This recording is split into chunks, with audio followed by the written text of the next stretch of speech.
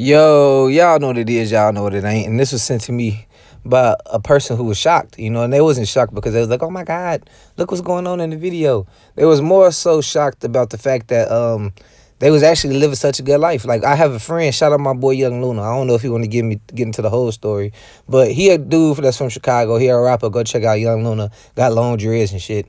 That's my boy. That's my brother in more ways than one. From here in Iraq, and he pretty much caught a probation violation in Atlanta, where he live now. And I ain't gonna get into the whole story because yes, I will be in Atlanta at the end of this month, and I'm gonna probably try to let him explain exactly what happened to him on camera.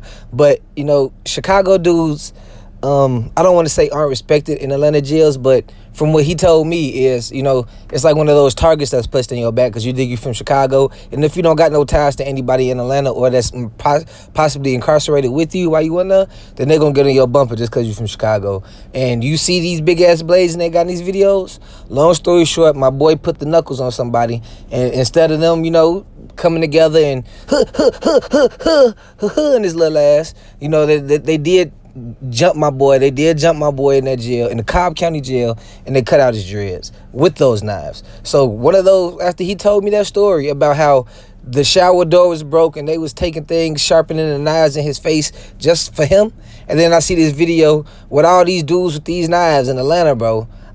It's a little scary, but it make me feel better for them, because them two Chicago dudes, and this was the moral of that story with Luna, is them two Chicago dudes from Oblock, possibly with the biggest target on their back if somebody want to prove something or somebody want to just, do some shit. But I see they getting in where they fit in. They even got them a blade in each hand, waiting on the motherfucker. I don't know if they in Fulton County or Cobb County, but on your left, I'm going to put them in the thumbnails, that's Switchyion, and on the right, that's Munna, or they call them Baby Blitz. I don't know, man, with this Oblock, TSG, Get Back gang. There's too much shit going on inside one little community for me to keep up with personally. So I appreciate y'all when y'all send me clips like this and keep me in the loop. But I don't look at it as a bad thing. Like, when I do these videos, people like DJ Academics come from the point of view where it's just strictly coons and niggerish behavior. But I come from a spot where I don't want to put my personal life out there, but I understand both sides of the spectrum, and I understand how people could be stereotyped, but I also understand why people do what they do.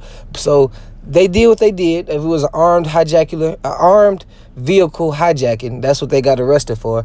Their case hasn't been a trial yet. I'm pretty sure they still fighting it, but that's them in jail. A lot of people probably was wondering what's going on with them, but they in jail, living good, noodles every day, also a big knife if a nigga play. And it's not one of those things where I'm excited to see. It's just I'm glad to see that they okay, making the best out of a bad, possibly terrible situation. Get in the comment section, let me know what y'all think below. I'm gone.